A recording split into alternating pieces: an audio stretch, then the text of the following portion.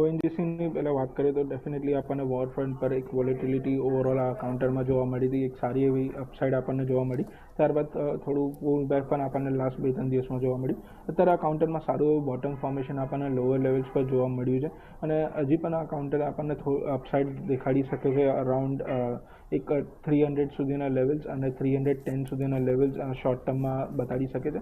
તો ડેફિનેટલી ઓએનજીસીમાં 310 સુધીના ટાર્ગેટ્સના આસપાસ એક્ઝિટ કરવાની સલાહ રહેશે.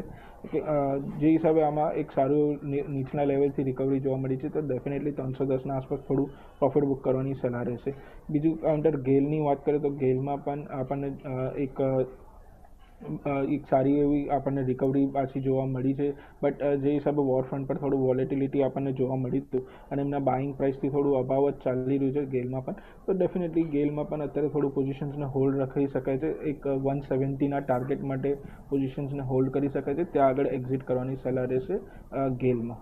ઓકે, તો ગેલમાં 170 અને ઓએનજીસીમાં 310ની આસપાસ તમે અહીંયા કામકાજ આ ટાર્ગેટ્સ માટે તમે ઊભા રહી શકો છો અને તમારો જે ટેન્યોર છે ત્યારે આ